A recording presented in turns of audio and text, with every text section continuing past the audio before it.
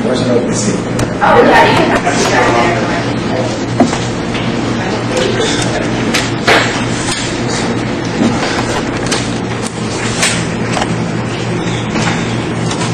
You're already recording. We are going to do it. Yeah.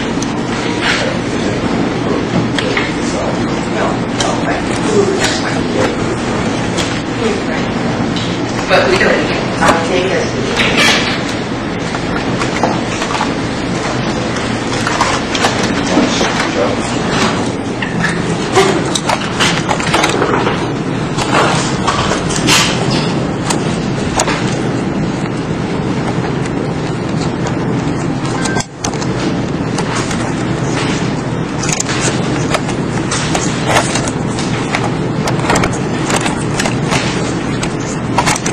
Do you want to review this?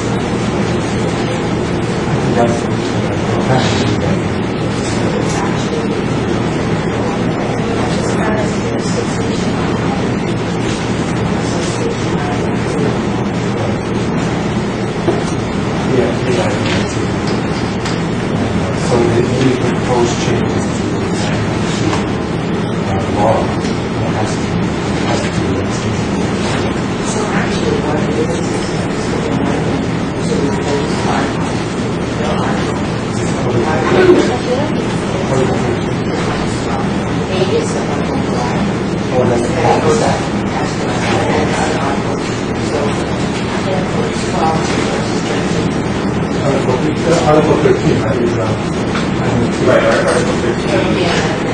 To replace Article 13. So you have to work with that. Actually, two possibilities. One would be to do that. The other would be to develop a new board and have the articles under that. So the articles.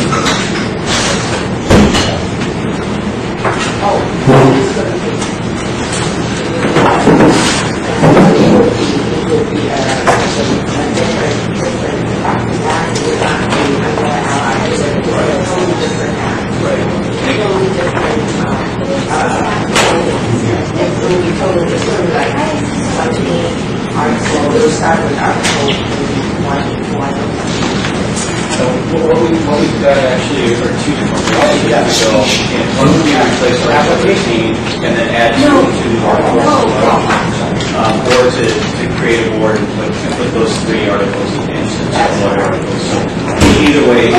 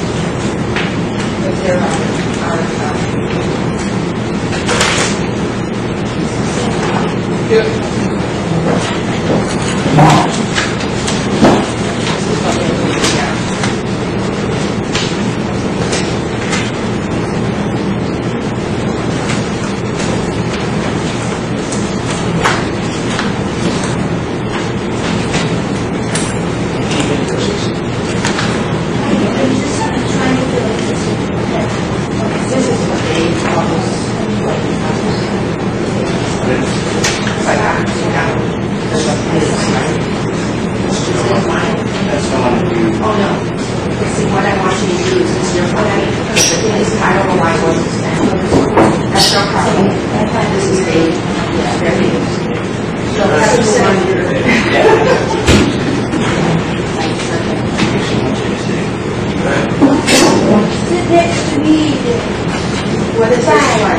This is an easy joke.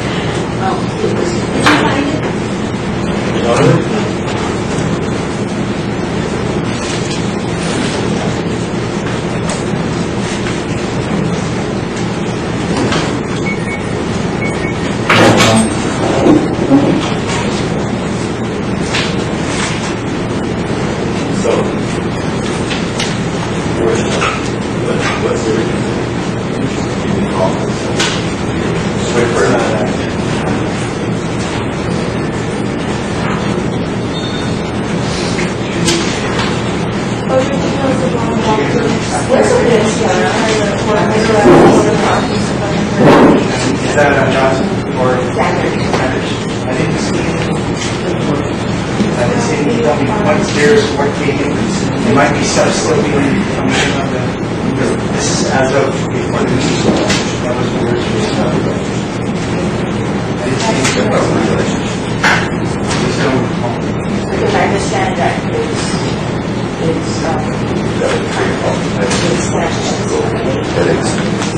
People won't do it. Well, Then are they in violation? yesterday, today, we got $5. That's all.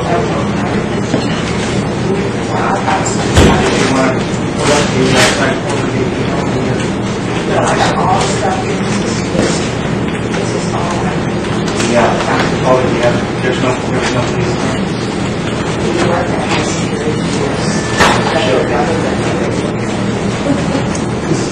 Works in mental health. Yes. So he is ready. It's not on there, but you can introduce the relationship.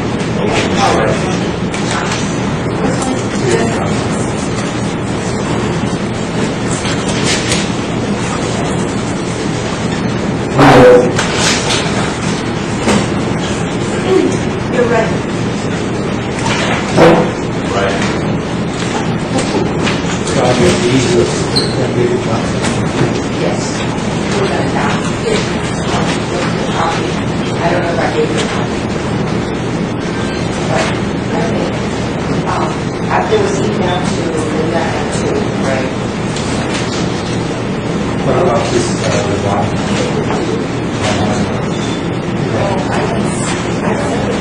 I don't remember. It seemed like she said it wasn't ready last night. For Oh, no.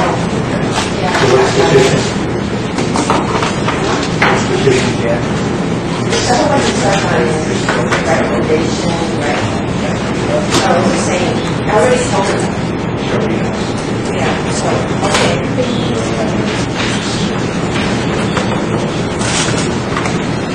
We're calling the meeting. So we're going to put in.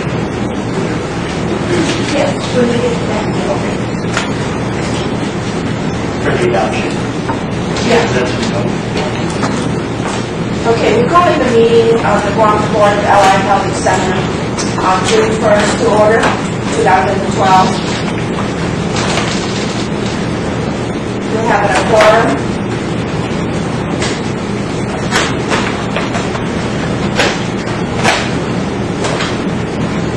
Move to adoption of agenda.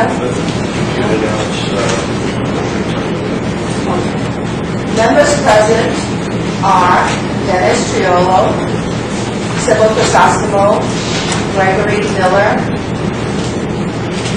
Vince Coretta, Linda Paris, and myself, Amy Butler.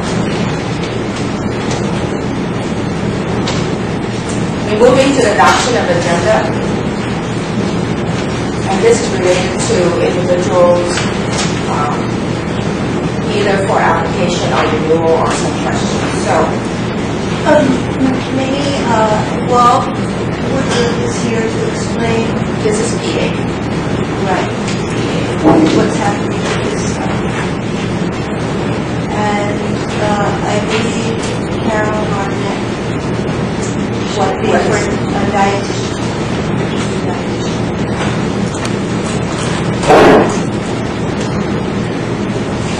What's her name? Carol Carol, C-A-R-O-L. Karen? Oh, sorry, C-A-R-O-N-L-R-N, B-A-R-N-E-T-T. C-A-R-E-N? Yeah, O-N. B-A-R-N-E-T-T. Any other key? Were there any either of those other PAs? No, They're still PAs. neither. We got, One was Guam police clearance. yeah, right. You guys have agenda? Not completely. That was the points not yet done, ready yet. And also, do you have the agenda? We have Also, Last. That's a minute. Then for these tomorrow. also on the clinical psychology is David Johnson. He was on the agenda last time, but all the paperwork on it, so it's in right now. Okay, any other who wanted to add on to the team other than these people? Okay.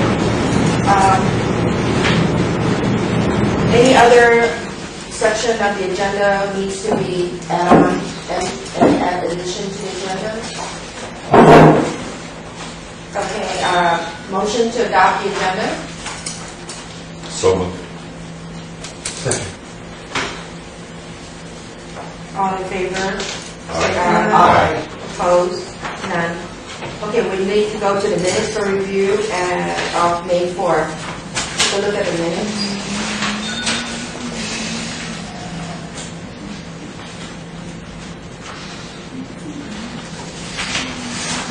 Do you have a copy of the minutes, Mr. Eisman? Yeah? Yes. Okay.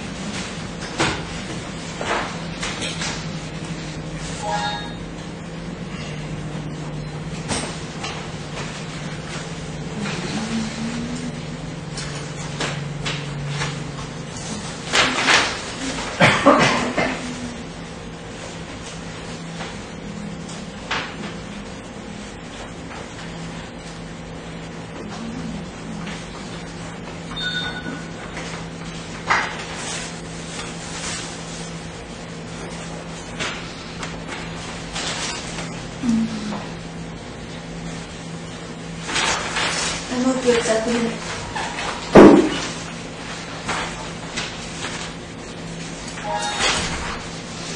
Have a second? All in favor of approving the minutes? Aye.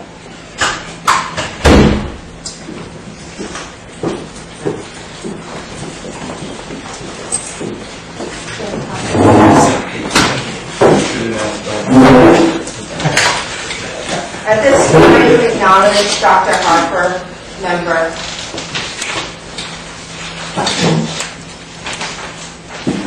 We're going through the minutes, and it's been approved.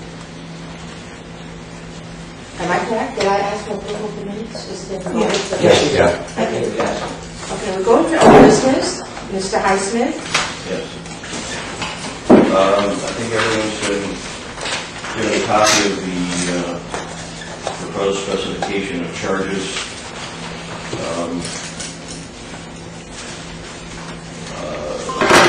Against the chiropractor, Dr. Roger Martinez. I propose that we freeze them, approve them, and move forward. You don't.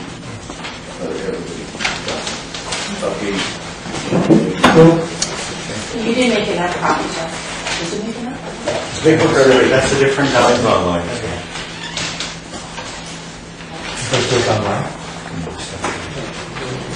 This is, I didn't send it to you. the three, these are the same three charges that we discussed in the last meeting. Dr. Malahaja, Dr. Miller, and I have reviewed the evidence, and there are 3 charges. One is having an improper sexual relationship with a patient. Second is assaulting that same patient in his clinic. And by assaulting, I mean punching, physically assaulting, not a sexual assault. And the third would be wrongly asserted, claiming credit for continuing education credits for something he didn't really do. That is chiropractic college. He claimed to have been an invited and scheduled speaker, and it seems like he did not do that. At most, he may have been there. And so those are the 3 charges.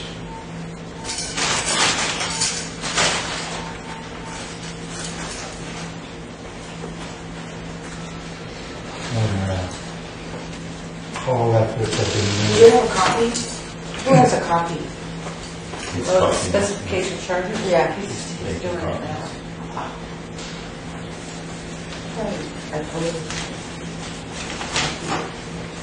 I printed it out for signature. Your secretary didn't print that out for you, because I said you didn't see this morning. Well, I think she did, yeah. Oh, where is it? That's what he's printing from. Oh, but I have mine printed out too. Where is it? I printed mine out, oh, for you actually. Mine, I have a copy printed out for you. Yeah, in case, so that was my copy. Weird.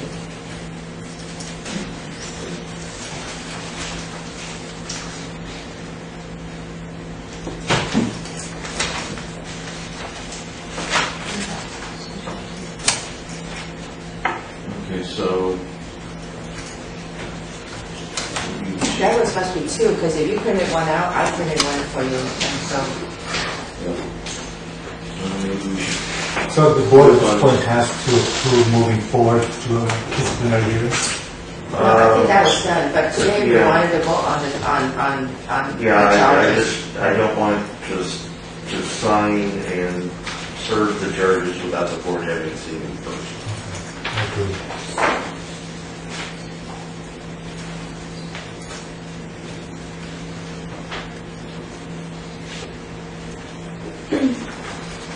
Well, while we're waiting, why don't we jump so that we don't look at each other? So we don't look at each other? You know, talking. Well, let's move to new business, and then we can go back to the old business. Oh, he's here. Yeah. Let him pass them out. Everybody have to read them while we're You want it? talking.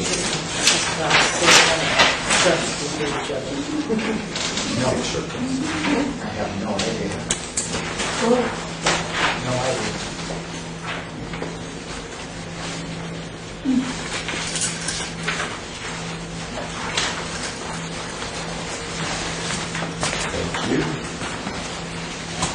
We saw the email I saw. Yeah. The original. The one that we did. Because this is back and forth.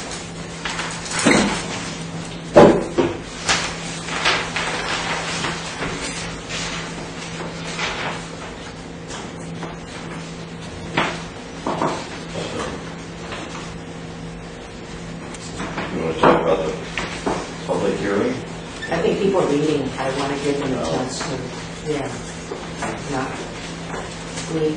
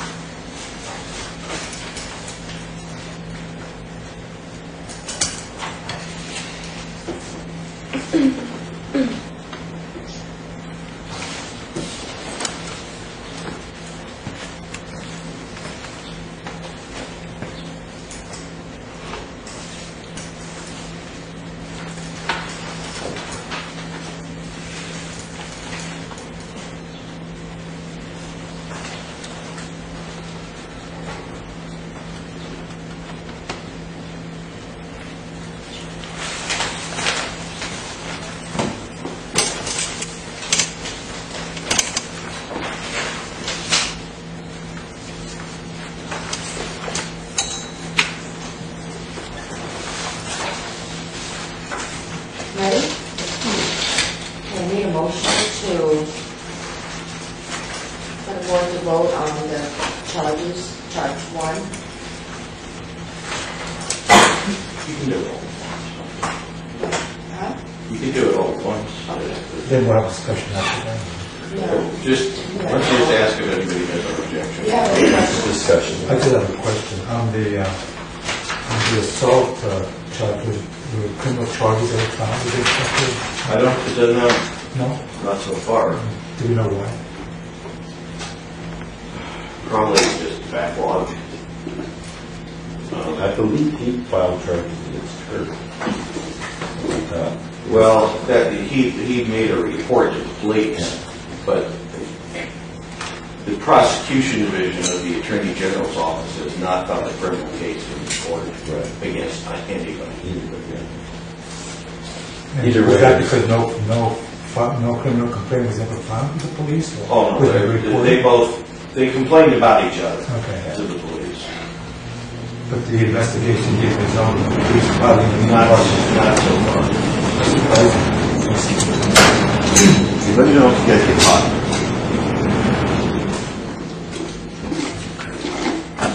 I'll turn that to Okay. I'm just curious about that because We will be reviewed.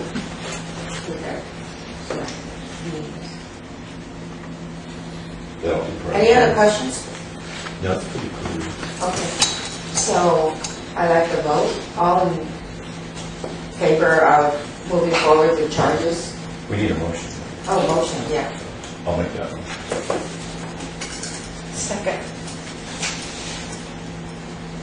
All in favor, please say aye. Aye. All opposed? None? Okay. So we move forward with new business. We'll be quick on the, we talked about this several times on developing a registry for school psychologists and speech language clinicians out of the Department of Education. In fact, several months ago, and several times this was brought up by Sybil. And she and I met with DOE officials and all these individuals at the Department of Education personnel office. So developing a registry from speech, but for the psychology, because we don't have a licensing of school psychologists, it is acceptable because I just so happened to find out this is ASPPB, the one that gives the license on the psychologists for EPPP. This is the overall board we're a member of. Okay. It also talked about that some jurisdictions have 2 or more types of licensure, certification, or registration, with some requiring less than a doctoral degree and or entailing more restrictions on the licensee. So it is acceptable with the psychology. And they have submitted, Sybil's going to talk about the fee. For the list, the individuals submitted their registry application. This was developed to obtain their credentials from DOE. They're required. So to go a short story on this, on the history is that certification used to be under DOE and then went to this group called the Commission on Teacher Certification. And they decided, this again was discussed some time ago too, they decided that it should go under licensure instead of being certified under the commission because these individuals are clinicians and they are not educators. So that's the whole thing, keep going back and forth. So finally, that because some individuals are going to have their certification expired, having a registry certificate paper for DOE is sufficient for DOE for their credentials so that they don't lose their status under DOE. But also DOE personnel needs to revamp their job specification and what the requirements are to continue. And which we've discussed this, and they have. Before an individual can become a school psychologist, they have to have either, could I have that form? On school, I gave it to you. They have to have either guidance and counselors,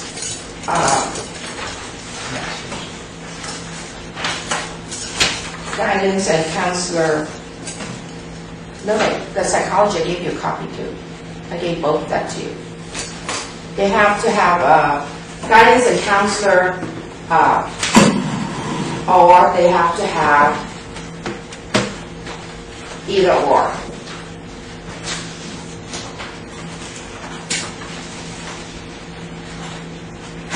The new one. And then also they have to have so many credit hours, continuing education is required. Oh, teacher certification. So either they have to have a teacher certification or a guidance counselor. So it's scrutinized by DOE already. And also they have to have continuing education hours. Speech and language is a little bit different, so she can talk about that. So these individuals have submitted their registry. Norma Chakala, Marita Gogri, Tom Hazama, Maya Ocampo, Cheryl Orlando, Elma Turbio, and Pia Watson. So I'd like for the board to vote on giving them, for them, this is the registry, giving them just that they have registered with the board. So, do we have a statute that allows us to form a registry? No, there's no statute because they have to be licensed. And we don't license individuals who have a bachelor's degree. So we're just creating a spot for them to have a registry? Yes. Which helps them over here. Right, correct. So we're in a quandary situation. But I think that... But do school psychologists have to renew certification like teachers do? Yes, yes, they do. They You know, have to renew their, they have to have CEs in order to get a guidance counselor, yes. So DOE but why is is that already... on the purview of our board and not under DOE? I don't understand that. Why don't you ask the government? Because of the certification change, the certification board at GCC, they aren't licensing or certifying speech pathologists anymore. They're only doing teachers. And speech pathologists 25 years ago were listed as teachers if they had a teaching degree. But they were also listed as teachers even though they didn't have a teaching degree. So they're dropping those guys. I think it's a change of rules and change of things in the educational system without thinking how to do what people, some people are taken and some people are being missed. So these are the groups of people being missed. Yeah, but unless that's covered by statute that authorizes this board to have purview over the certifications to psychologists, I don't see how we should get involved in that. Because then these people will be in the middle of, not being to, because they expected that the board is going to be the one that's going to give them license, but they are not eligible for licensing. So the next best thing is that we thought about creating a registry. We talked about that, so that at least there's some recognition that they have. It's a governmental... See, this is a licensure board, not a certification board. But there are some people being certified. And Vince, I don't, do we have, okay, by a registry, you mean just a public list of... Yes. We would have no rules, no regulations, no purview. We wouldn't discipline these people, we don't check their CMEs, nothing. No, I We just just give them a place to put their name. Yes. for speeches, but DOE is also going to be rewriting their position descriptions also Well, clear away that problem. The problem I have is what authority does the board have to do this? I mean, Well, we don't have- And what are we doing? We're just going to put together a list of these people and put it on the net? Or, No, we just. and what good does that do? I don't see what it's for either. Yeah, I don't either. I see what it's for, I still see where we have the authority. Well, as far as the speech is concerned, there's speech pathologists who are fully Yeah, licensed. with speech language SLAs, what's the A for it? Associates. Associate. Okay, we have authority over speech language associates. Yes. But for school psychologists, I don't think we have anything, because we either license you as a clinical psychologist or we don't, I think. We have some authority over speech language associates by law. If the school psychologists are giving intelligence testing, which is reserved for clinical psychologists, unless I'm mistaken about that. No, psychometrics can be given for individuals, yeah, Oh. high school. Okay. In Yeah, fact, that's- they do that. See, the reason why I'm taking this on is because being asked to is because I don't like to see these people going to be on the wayside, because it's going to be a big impact in this community. School psychologists have a position in the school system, but it's not a recognizing, credential licensing like clinical psych with a, But without these people in there, we're going to be in trouble with the whole system. Throughout the whole, nationally, you do need school psychologists to provide all the psychological testing for children, especially in special education. So they are being put in a hole or something because somebody decided that they want to change the whole system without thinking, covering everybody. But that was DOE's decision. That's the government decision. It was the But that's it. legislature. I have not found the law that did that. We don't argue the disease, the importance of their position, and their position is established. They're hired by DOE under that title. What are we doing? We're just acknowledging their existence? Yes. For what purpose? Because they want someone to acknowledge their existence? Yes. No, really. I mean, No. Yes. No, it's a 12-month, 9-month issue along with everything else. School psychologists are 9 months or 12 I have months? no idea how this all started. Well, I haven't been, I've looked at this, I haven't been able to figure it out either. So that's why they're not Yeah. qualified to be licensed or certified, so that's the reason why I come up with a registry until DOE figure out how they're going to be able to work out this problem. okay, the comparison would be euthanasia techs. We certify them, basically. But we look at the fact that they took the education, they covered their educational requirements, they took the exam, and then we certify them. With this certification, we're not doing anything as far as anything other than collecting a document with their name and various and sundry things on it and saying that they exist. I don't see the purpose of it. I think doesn't it's make not any already sense. referred to the DOE Education Board, because this definitely is an education issue. The board has been in contact with both Mamie and I. The DOE Board? Yeah, No, just one member, yeah. not the whole You board. see, I'm concerned somebody's going to look at this and say, oh, the Guam Board of Allied Health Examiners has approved these people in some sense. And Well, it's kind of like the law of unintended consequences. You put it forward 4 or 5 years, there's been no Yeah, legislation, and and they said, but I'm part of Allied Health, Exactly. and all of a sudden, but there's no enabling legislation that allowed us to do it. in the yeah, first place. and I'm afraid DOE is going to say, oh, Allied Health is solving the problem.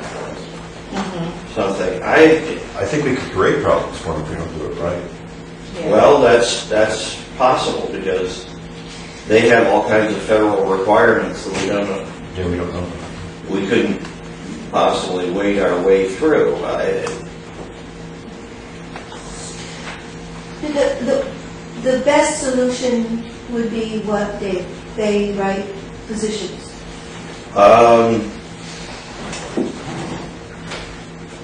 Are we satisfied that their job duties can be done without licensing as clinical psychologists? There's no way they could be licensed as clinical psychologists. But do their job duties require them to do things that only a clinical psychologist can do? I believe that their psychometric task performance, I mean, the duty has something to do with psychology. See, the thing is that if the board is open to psychology and have all these subspecialty, that would have been, but the statute is only clinical. It doesn't cover school, industrial, counseling. Do they counsel kids? They see kids, yes, guidance and counseling. Not in a clinical setting, in a school setting. No, but what's the difference between a school psychologist versus a guidance school counselor? Are they one and the same, or can a person be a school psychologist as well as a guidance counselor? Yes. A guidance counselor, period, is somebody who helps with job, gets people squared. No, the curriculum and schedule. guidance. And high school, possible college or jobs after that. Yeah, Am I do correct? they do anything that can be considered therapy? They do counseling. They do sort of, in a loose sense. What is therapy? Oh, I'm going to go see my counselor. You never said, I'm going to go see, you need counseling. Oh, you need therapy. In a sense, because that's interchangeable. The question is that guidance and counseling cannot do psychometry. See, Only school psychologists can do psychometry. If they are doing things that come within the definition of clinical psychology, they have to be licensed as That's clinical the question. psychologists. No, they're not doing things like clinical psychologists. Then it's not our purview. They do psychoeducational evaluations. In the school setting. Yeah. Now, if there's a statute that licensed school psychologists, then it will be falling under this here, right, of course. But throughout this whole history is that the licensing on Guam is only clinical psych. It doesn't cover the other. The only way to do that is to amend the whole statute again on Article 12 to be able to do that, see? Isn't that what IMFT wants to do? No, IMFT is different from IMFT is Article 13, we're 12. Yeah, so that's a different, So it's gonna, it's not gonna help them, period. And it's gonna take a long time going through legislation. I think we should table any decision on school psychologists. I think if we look at their scope of practice and review what the Department of Education has, as a scope of practice for them, that's the best way to. I've been looking at this for some time, and I can't figure out what happened to the certification. What it was in the first place, how it got changed around. Because it was some statute that moved certification to the commission, and then the commission decided that, because it's called Commission of Teacher Certification. And when they decided that educator, that these clinicians are not educated, they're clinicians, so therefore they should go to the board. And so that's why it brought to our attention. So the pressure is on. So they can't confer any authority. Right. They can't say. That's true, but see, my position is not just because I don't have authority or I have authority doesn't mean that I'm going to exercise. I'm looking at this community. What is it to be able to help this community to move forward? I care about the kids. But are they not going to be able to do their duties if we don't get involved? That's the question. If that's your concern, then my concern is that they are doing their duties. My concern is that is somebody recognizing DOE doesn't have the authority by law anymore because they used to certify these people. So it's, like I said, talk to the government, the legislature. They're the one that went through all these things without really checking a whole bunch of, is people all being inclusive or is it exclusive? I mean, that's what happened with the mess we are. They're liable to give it to us. Yeah, well, no, but I'm just saying is that, I think we need to look at what they're doing and see if it's within Yeah. our And jurisdiction. if it's encroaching in any of our rules or rights Yeah. or even our laws, then that's when we come in and But intervene. see, I don't see any positive benefit at this point for creating this registry, whatever, and I do see some potential harm. I don't know what DOE has to do to keep getting its grant money. And do they need these people to be licensed? Do they need to be certified, registered, or? So we don't want DOE thinking that they've got something solved, and then 2 or 3 years down the road, the feds come in and say that's not enough. Your school psychologists don't have the right kind of certification or licensure. Our putting them on the list doesn't change their status. SLAs are different. To add that, so before you move on to that, should we table it? Yeah, Yes. we should table it and just study it. Look at the scope of practice. I already know their scope of practice. They're not approaching on clinical because clinical on a different level. They do psychometric on the school. If one of your kids needs psychometric, testing at what level they are, they do the work. Now, with them not being recognized, the children are not going to be able to get the results of, the requirements, for example, for special education kids, because they need these people. So if we, But so you're if we saying, don't register them, why will they not get the results of the test? Why will the kids not get the results? so are you saying if we don't register them, they can no longer work? And they're No, that's not what I'm saying, is that the registry is giving a recognition. That's what it means. It doesn't mean anything.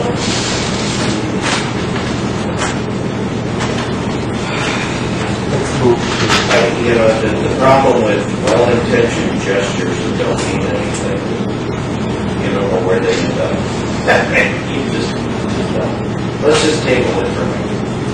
Okay. So, speech and language.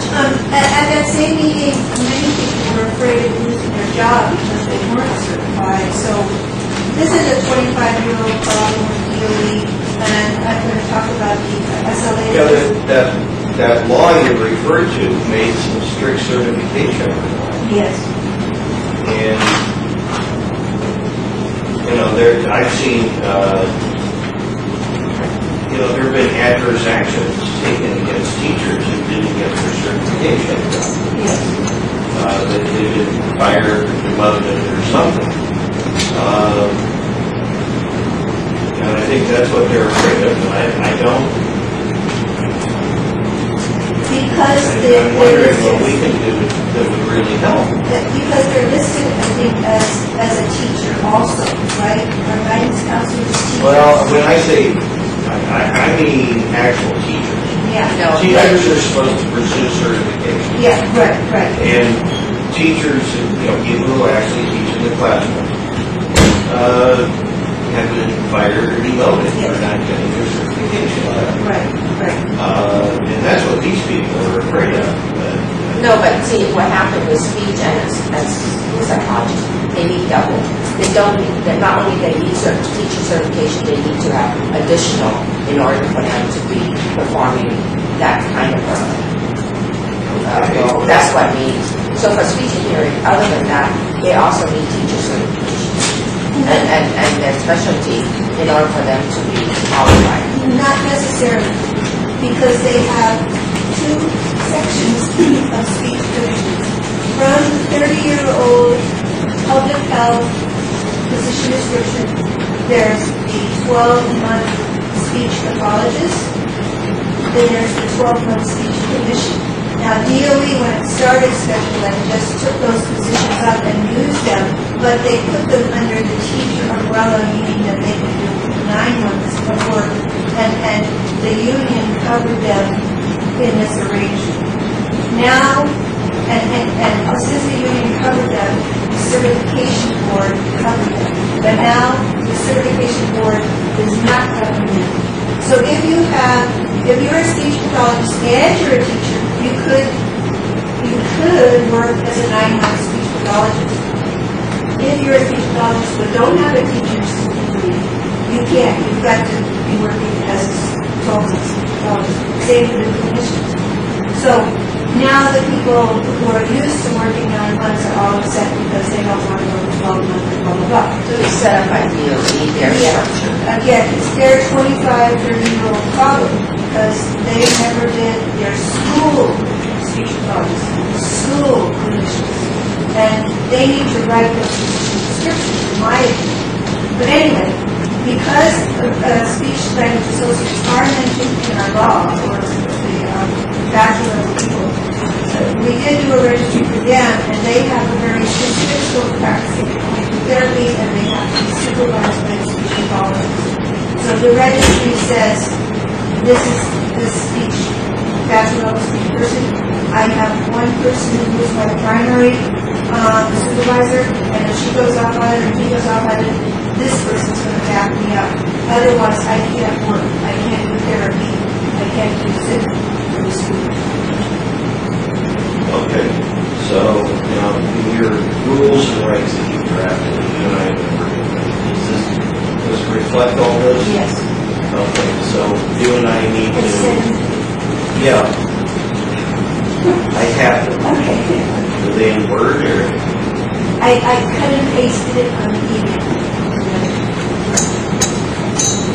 So I got to rewrite it for they're in Word. Yeah, They're in Word, okay. no, you said we're perfect. We're perfect. No, it's not. You cut and paste an email. It's not like a document. Yeah, but I can send it to you in Word, and then you can do the undoing. Guys, it's much easier to do the editing if it's in Yeah, okay, Word. I'll do that. Than if it's right in my computer. Just look around, so I think you're on the right track, but we have to do this by regulation. Yes. Regulation. Yes. And DOE is supposed to be rewriting their position descriptions. And Yeah, but the thing is that we have no control with the DOE. That's why it's. no, but they need to. It doesn't matter. It doesn't need to. They should. They ought. It's their.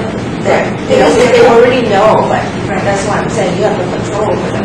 Yes, If a person working under the speech pathologist, the speech language therapist, whatever they call it, if they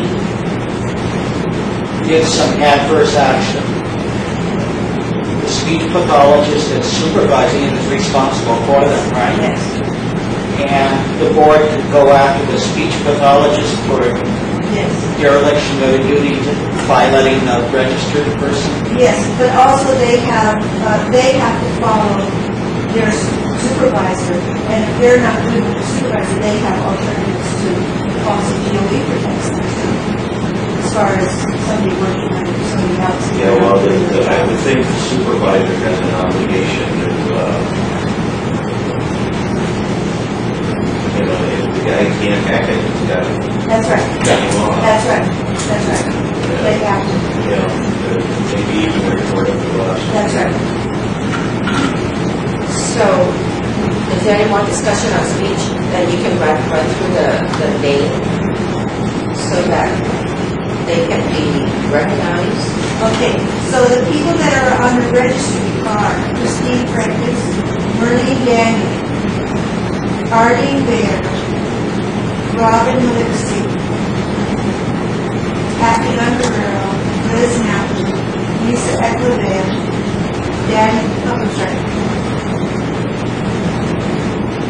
Francis Glenn Lujan, Richard Tamunga, Joseph Sands, and John King. Also, there should be Frances Lumeno, but she's exploring her CFY. She's a little bit, but she still has to register. Yeah, but the thing is this, is that these names are taken from when they were here and signing up. Yes, but the other people are licensed speech pathologists. The ones I didn't name are licensed speech pathologists. So Right, they're their okay. supervisors. So the one that you name are going to be the one on the registry. Yeah. But who's the other last person? Francis Meno also is SOA. Well, why wasn't the name I there? don't know. What do you mean you don't know? Because these are names are taken from that list. Yes, but. No, from the list of the people that were here. Yes, she might not have been there that day, but Well, she then- submitted her registry. She submitted her registry. What's the name? Francis. Francis. Francis Meno.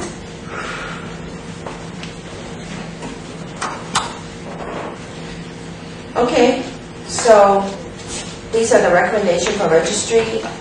Any question? All in favor? Aye. Okay, pretty much. No opposed. Okay, let's move on then to clinical psychologist David Johnston. He was on this, so his paperwork all in. So I recommend David Johnston. I'm going to go through everybody before we vote. Okay, David Johnston is fine. Okay, the new applicant, which has been, I'm so ashamed because this person had turned in application a year ago and paid the evidence there. The check was cashed by Public Health a year ago. I don't know what happened to the application. So he has to be told to resubmit. And so, well,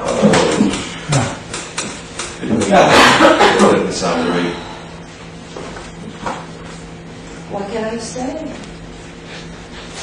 We waived the fee. No, because he already paid. And then, he submitted everything. So he already paid. You didn't write and complain or anything?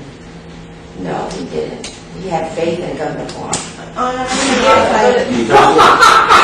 So he doesn't live here.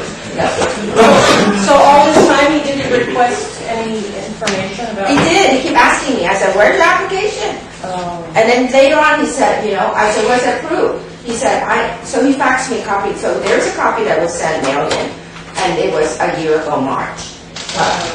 So for this application, all the paperwork he submitted, then we should not ask for him to update. So he already paid, and it was cash. Unless there's no adverse actions between them. Where's that now? No, I mean, that's too much. Also, I didn't know Because this. Guam so much makes me question his application. Well, I don't know where it is. I mean, they just have to check. Where's his application? I have no idea. So anyway, so I have some of the stuff because things are flying in. And I didn't realize this, but also this is a guy that's eligible for prescribing, and I so happened to got this a week ago. This is APA article, Division 55, psychopharmacology, psychopharm. He is the president-elect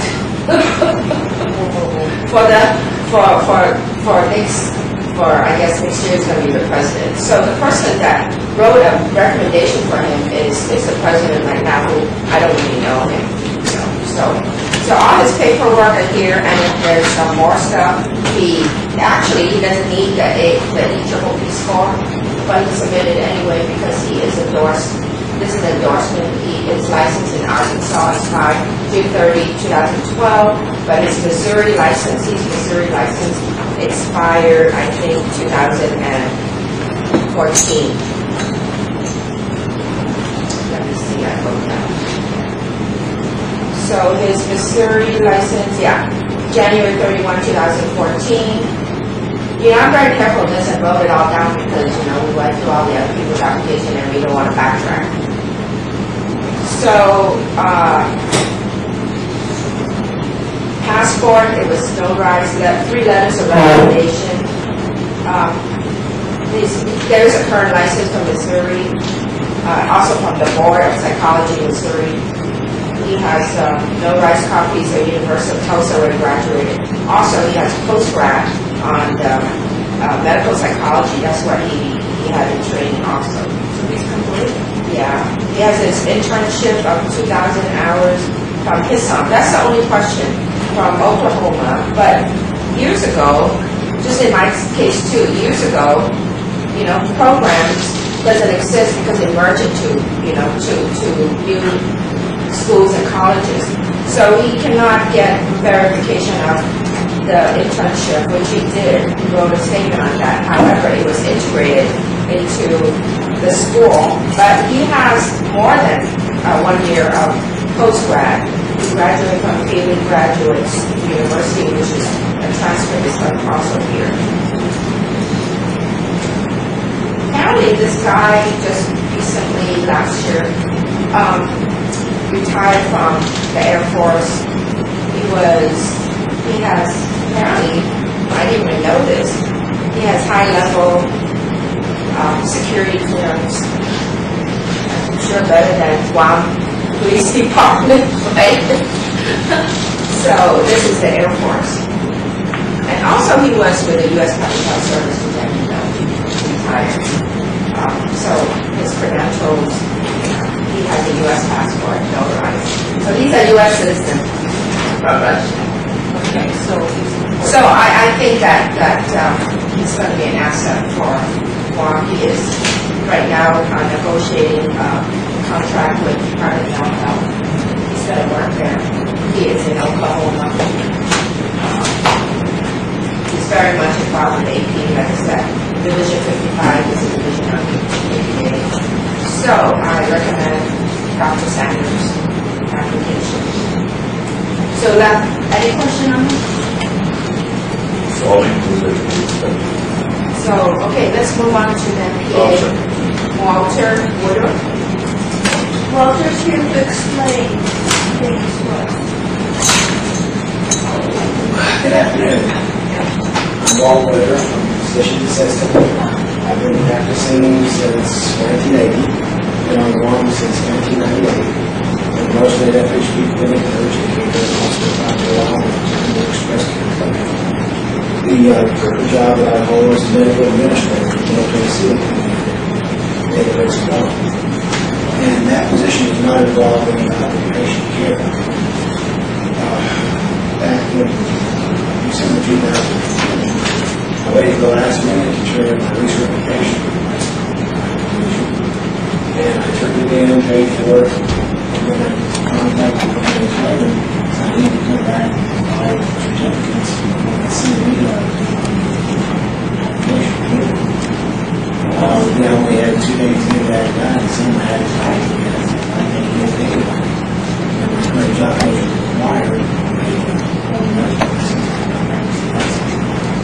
I used to relax.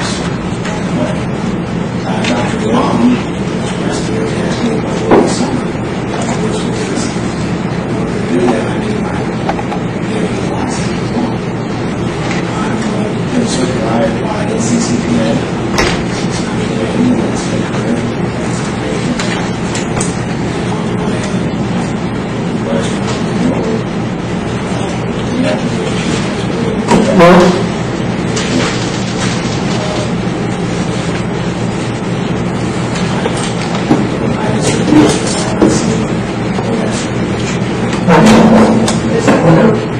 I have a question. You turned in your renewal application in 2010, which is the cycle. But you didn't hear from the board whether it was passed? I was contacted a couple of days later so that I could apply and receive the documents. You did it at that time? I had 2 days to get it. But then after, when did you turn it in, all the CE stuff, all the required documents? Of this year? I didn't get a license. Oh. I would be retiring in about 2 years. So I was going to license up. I see the problem now. Here's this application that was received in February, but this was done in 2000. The little application from 2011 to 2012. And the CEs are from May 2009.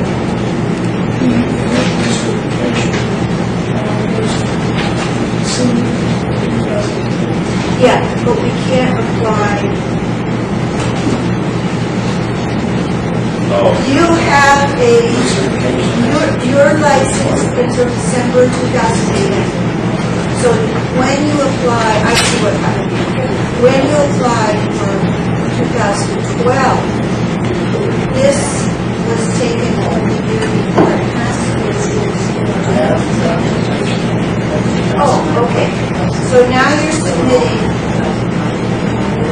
So for the cycle, or the cycle 2011, 2012, right?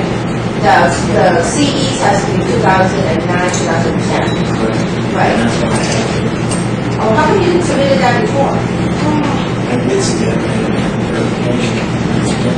Oh. Remember, I had 2 days to turn that in for the demo. I didn't write that. And license wasn't required for that job. So now you want a renewal license that lasts you from now to December 31st, right? So do you have the 30 hours for during the period of 2011, 2012? Okay. So you know that when it comes to December, you have to submit a renewal for December. Right. Which the CEs has to be 2011, 2012. Because the cycle is going to expire 2014.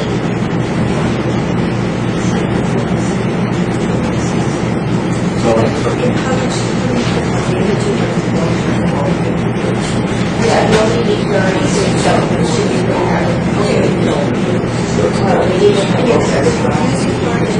you need to show them the continuing education credits from 2011 to 12.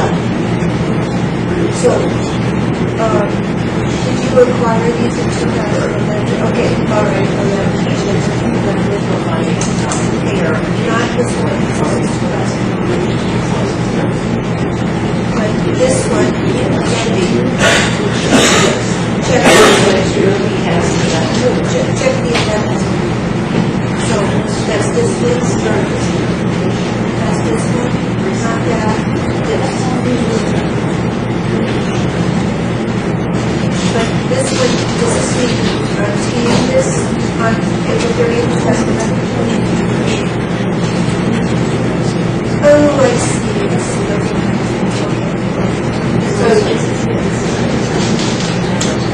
Okay. So, is that enough? 30 at least? Just the one sitting there, the one here. What do you want to know? But he needs to know, right? Oh, no, 30. 30 because he doesn't have collateral practice, right? 30. Okay, so he could be licensed for this cycle up till December 31st, 2012. Yeah. Then you reapply. Then he just renews like everybody else. Okay. Does anybody have any questions for Mr. Woodward? No. If you make the motion correctly, right now he's renewing it. That's correct. You own license. That expires December 31, 2012. Right. So you can use those previous. It's So the C will cover only the year of 2011, 2012. yeah, is there a late fee involved here? Yes. There's a late fee involved. How much is that fee? If there is this one. He already paid 80. He already paid 80, so. Can I go ahead and get that from them? Yeah, so we're going to go, well, what we'll see, we have to go next door and make plans. Not now, but just after this, next door to set the public health. Yeah, pay and get it, see it there too. Yeah, that would be on the 8 week. Okay, so anyway, the next one is, third is, what did I prepare? Dietitian, yes. Karen Barnett. Yeah. She's met everything I'm recommending her for licensure. Okay, so those are the only people that we talked about. So we go back to approval of clinical psychologist Gilbert, Gilbert Sanders, David Johnson, and dietitian Carol Barnett. Please say aye. Aye. Opposed? And then we are, for renewal, we are here to vote on approval of renewal of Mr. Walter Woodrow. I move to approve his late renewal for this time. All in favor? Opposed? Okay. So actually, the late fee, he would have to pay before we issue anything. Yes, so it's just that he didn't know. Yes, and he did pay 80, Right, so correct. the late just has to add on $80 renewal. $100 is additional. Oh, an additional, okay. They just have to do that. It's not additional. Okay. Move on, Ms. Ladies. Just wanted to let you know that we did have a public hearing on May 11th. President was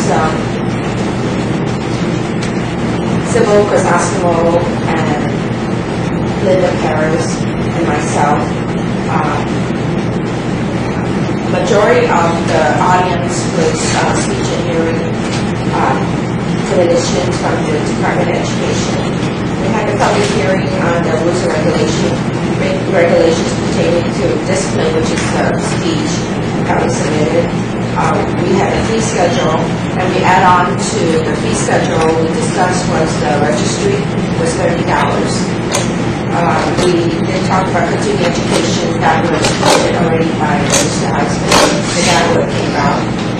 We also presented the prescribed meeting for clinical site on the CPA forms, so that was the public hearing. So the next step under the requirement is an impact analysis. I don't know what impact it has, but it's hardly anything. The cost of the proposed fee was additional, like $20 the most. So I'm going to do an analysis on this with the number of people being licensed, which I asked Chief for the listing, and then I'll go forward to Dave for him to take a look at what has been written. My understanding is that you don't need to have an economic impact study unless it impacts 100,000, right? Per year. Per year. But we can. The economic impact on Guam is greater than $500,000. Okay, we can't even have $1,000 impact in 1 year. Well, Okay, all so these that's all you have collections. to, that's all you have to write. But I think that I need to write it, not just like that, but give some rationale. So I'm going You have to. do the analysis with the number of licensee and the number of the increase, what impact will be. So, Bill, I haven't done that yet, but I just want you to know.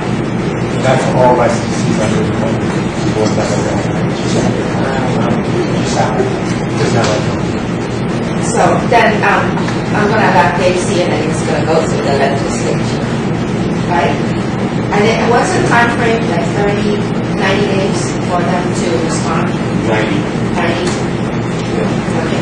So if this goes through with the fee schedule, then it's going to take effect for the next cycle, January 1st, 2013, 14.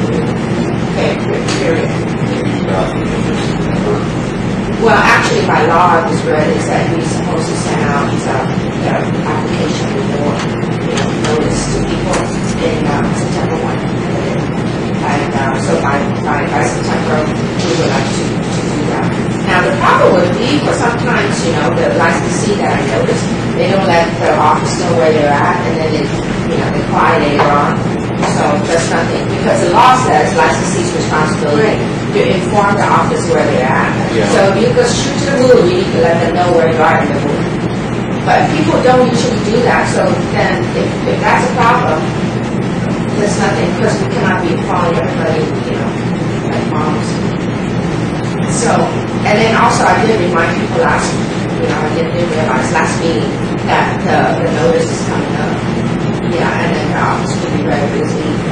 And for this period, again, I think we do not want to have last 11-hour meeting just for people need to be responsible. But if they don't turn in when the board meets in December, then they have no licensing practice in January. So they have to wait for January's meeting. That's a good question. Yeah. So, since we talked about renewals, we are going to ask everybody to have part proof of their existing credit, so instead of just saying this is my credit. That's correct. And Yes. then after we talk about that, I've researched it, so I can't find anywhere it says that re-licensure form is I think it's only the initial licensure. That might have been the board. No, because all throughout my whole renewal. But I read somewhere is, well, let me go through that again. But the instruction to people will be according to And the that's law. all the about my constituents. Right. This particular licensure. Who's your constituents? Chiropractors. Oh, they're your constituents? I don't know. They're not your constituents, they're your colleagues. Constituents when they pay you to represent them, right? They don't take it. Okay, my colleagues, I'll just let them know that every CME credit has to have part proof. And needed first meeting. Right. You might want to think about sending a letter out to everybody. No. My intention is that this letter will indicate those things, and I want to do you guys, will indicate. Yes, it will indicate. Because I think for the past years we've been requiring people to submit hard documents to say that they indeed acquired the CDs. I think it's a good idea for us to talk to our peers. It's a good idea for you to talk to your group. Yes. Very good. Okay, great. Okay. So, and also I just want to inform you that Bill 46131, Guam Social Worker Practice Act, and I was reading that was advocated by NASW. Yeah, Guam chapter. Yeah. And I know that Vince has been sending you the email on the bill. Right? So, yeah, our esteemed legal counsel also have a copy of the bill. So we can make the comments to us too. But actually, we have nothing to say about it. The reason why is because the proposal is done from the board. It's not going to be under one board ballot. You see what I'm saying? Right? Yeah. So social workers that are currently licensed under the board ballot health, under this new issue become law, will be removed. Or they could choose to remain, if they want to maintain their IMF license, there's nothing to prevent them from maintaining that and staying on. So IMFT will remain, but everybody wants to go over? No. What do you say? What do you say? No, social work commission, those that are currently licensed under our board for IMFT, Right. will be under the new Guam, the new social work board for licensing of social workers. Okay. If they are DSW, Doctor of Social Work, MSW, Master of Social Work, or BSW, Bachelors. Only if you call yourself social work, you go under that board. If you're not, some people have a psych degree, they're under IMFT.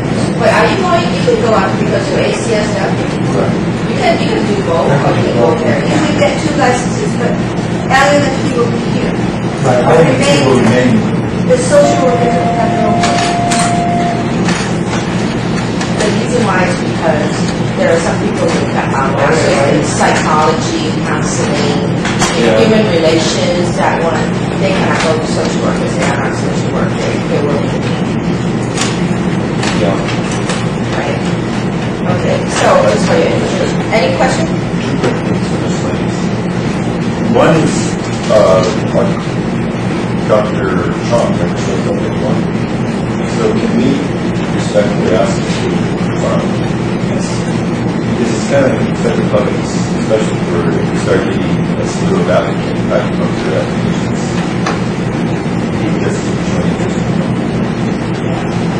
The regulation states that the board member misses 3 consecutive without any excuse, that board member can be removed. I think not consecutive, but 3 in so many months. I think 3 consecutive. But anyway, are you backing them up? I'm looking at It's the law. no, it's 3 consecutive. I'm getting the list from it. Well, it's already been, it's 10, so there's already 3 or 4. So just to keep, acupuncture, other people need to that's up to So I will write a letter to to the government advising him on the board's discussion. But then again, you know, is there a motion? Motion second? All in favor of the removal of Dr. Chong? I'm sorry, it's 3 successive board meetings as determined by the board is 50% or of the board members. Yeah. So we should have, Nothing personal. yeah, I know, we should have it something personal. So it's been moved by Dr. Miller and seconded by Mr. Pereira. All in favor? Aye. Opposed? Abstain? Okay, it's, You could go to the benefit system. I did. There's a lot of concern with that law, really pushing up physical therapy. It almost looks like they want to make the medical assistance physical therapists not part of that proposed law. The law is, I mean, what was stated in the law is very general, very broad. Their scope of practice is very broad, so it doesn't really state like, okay, you can do some part of physical therapy. Well, It's very open. diet or illness on all modalities. Yeah, and it's very broad. To me, I don't agree. I don't support the law if it's that broad. It's not real specific in terms of, for example, pulmonary functions testing for respiratory therapists. There's certain types of testing for pulmonary functions, and you have to have a better understanding and more in-depth education to certain testing for pulmonary functions. They're so broad that it states that they're able to do all that, and it's not correct because we have to advance in education, get more education. Even there's even credentialing exam for these things. So I spoke with the legal counsel for the medical assistance program that GCC is under, and they're very. It's a nationally accredited program. It's legitimate, and the same board that governs them, the same board that also governs the respiratory program. So the legal counsel there stated that there's 2 things. It's on the document form 2 that makes it that one is they must not be practicing as physicians. And number 2, in any state that they practice, they must not impose other disciplines law. Right. Well, those are areas where they can sue. So that's where, if it applies to Guam, if they're imposing any other disciplines state law, then we can't practice it. But it shouldn't even be mentioned in their law because already they're approaching on PT or whatever. Or nurses. Or nurses. So they need to be what the legal counsel said to me, when his name was Don, he said that you can write it to, or they can write it to where they can assist the licensed personnel. For example, assist the respiratory therapist, or assist the physical therapist. How would that make them different from the PTA? It's like a technician, like an equipment technician. For example, I'm going to provide care, respiratory care. So they're being found that they can bring me supplies to provide the service. So they don't have a bachelor's degree, they have less than a bachelor's. Right now, GCC's program, there's two levels. One is a 1-year program and a 2-year program. So the 1 year is a certificate, and the 2-year program allows them an associate's degree. So there's much lower than yes. Yes. But the thing is, their training is legitimate. Their training is good. It's intense. They have the training, the education. It's just that if it encroaches in the state laws, another discipline, state laws, discipline rules, then they can't really. Who is this legal counsel? Don Balisa. He's not from here in Guam. No, He's not from here, but he's the legal counsel for the medical He's assistance executive director of the medical assistance national. Yeah, and he represents. He's a lawyer. he represents the Guam Community Colleges program, because they're the ones that provide accrediting. You know, when the bill came out, I forwarded you guys a copy of the bill to read it. Yeah, I got it.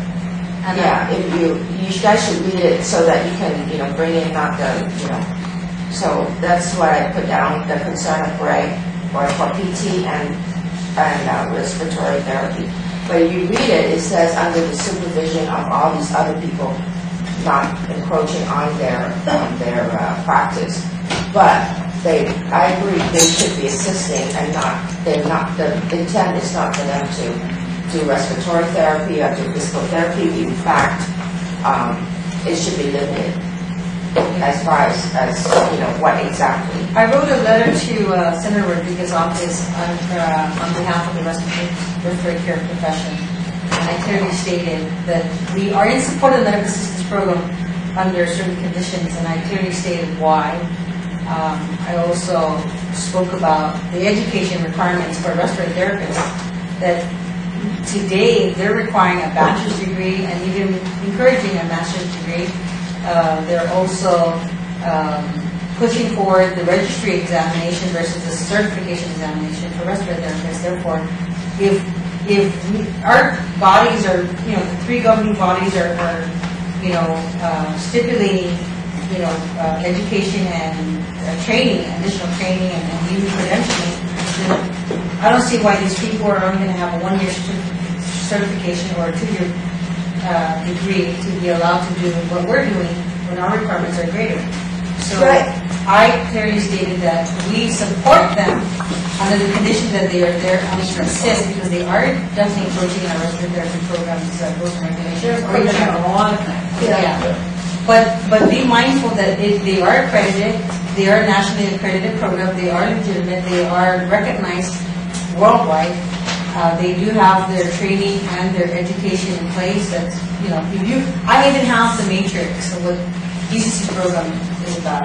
And I read it, and it sounds really professional. But it's clearly less education than everybody else. Yes. And I also clearly stated that what's happening is we need to be mindful that a lot of these healthcare providers, because of the financial pressure that's placed on them, that they're bombarded with all the requirements, they're seeking it's called cheaper labor.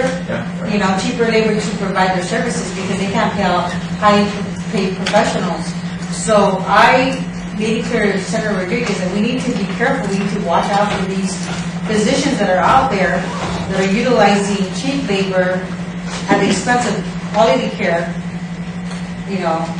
provided to the public. So, how are they handled in other jurisdictions? I mean, do they overlap other disciplines in other places, or are they strictly assisted type positions? Some states are open. Some states are very careful. And that's why Don Melissa stated, and even in the letter that he gave me, and in the documents that he gave me, he clearly states that, and he told me, he said, as long as you write out, they can assist. Because I understand your state law, but if they can write out assist, then we're okay with that too. So they're very flexible. They understand everybody else's state law. Some states don't have really strict state laws. Some really do. So again, the two things he clearly stated was, one, if they don't, as long as they don't act as physicians, practicing as physicians, doing everything, and number two, as long as they're not encroaching in other disciplines state law that's already been, This particular law looks to me like it was written specifically by some special interest group to co-opt most of physical therapy's modalities. Yeah. And so therefore you could be a physician who needs cheap labor and have an in-house PT department that's not really PT, but you have somebody who do all these modalities and make it billable. True. So that's why on my letter, I clearly stated that we need to watch out for those healthcare providers that are utilizing the medical assistance program to do the job for them at the expense of the health of the public and safety. And I think the only way to do that is to write the law right. Yeah. So I spoke also with what's her name, Barb Hoffness, and she was very very understanding, and she wanted to work closely with all the other disciplines. Because it was a program that was developing many moons ago, and they just want to have a position and a place in the profession. They don't want to take over the world. Their intention is really good, and in her sincerity, she's willing to work with any disciplinary how to that the system can perform. And I told her, I said, I don't. This is how you guys can help. Well, it seems to me the law should be written as per the title, assistant, medical assistant. And they should be, assisting physicians. Yes. Under all the... Because even the term, like, the veneer punctures, I'm totally in disagreement with that. To do blood punctures, because when we were taking our courses, we better know our the nerves and the muscles that are involved and the blood vessels that are involved, because you can sever a vessel if you don't know what you're doing. We had courses for that. Now, with these guys just going through a one-year program, to me, it's not sufficient. And so I encouraged her, I said, to promote your discipline and to give credibility, remove the one-year program, make it at least an associate's degree. Because then public people, other health professionals will feel better that it is a 2-year program. There's more education involved, more trainings, intense. So I encouraged her to remove the one-year program, go into an associate's degree, and work with other disciplines. So she was very responsive to that. So we'll see. Okay, thank you. Any other miscellaneous you want to bring up? If not, I move for adjournment. all in favor? Aye. Remember, the next meeting is July 6th. Put in your calendar. I think you need to read, please read. And June 11th, because people don't know. So it's July 6th, the next meeting. Looking for public discussion. Excuse me, Mamie. Excuse me, Mamie. Or David Eisman. I was told last meeting to address my questions to you, sir.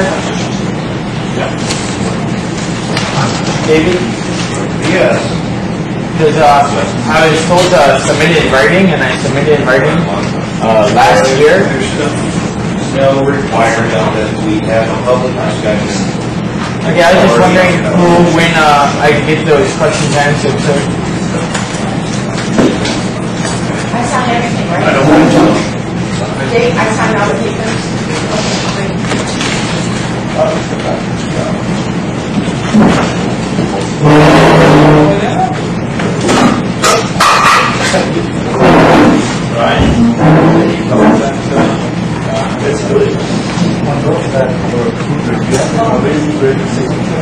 They have their fireside speech so if you can cross them on, they have corporate gatherers, So maybe, they don't have to. or so I was wondering which one you know me, because you guys told me last time to address my questions to David Heisman. Now he's saying he can't answer them, so I was wondering if you guys could. Civil? Actually, I have a question about the CME. I already but I read the bill. I'm with John. I'm with John.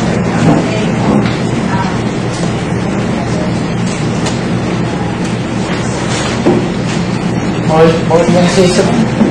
I can't talk to you because you twist my words. And you're not really seeking information. That's all I have to say. But I submitted my writings in question, like you asked. No, I didn't get it. Amy, can you help me?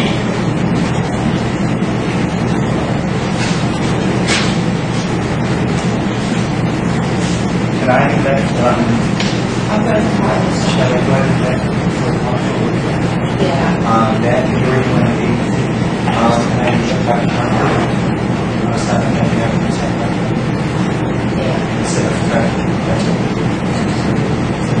Sure. I mean, either, yeah.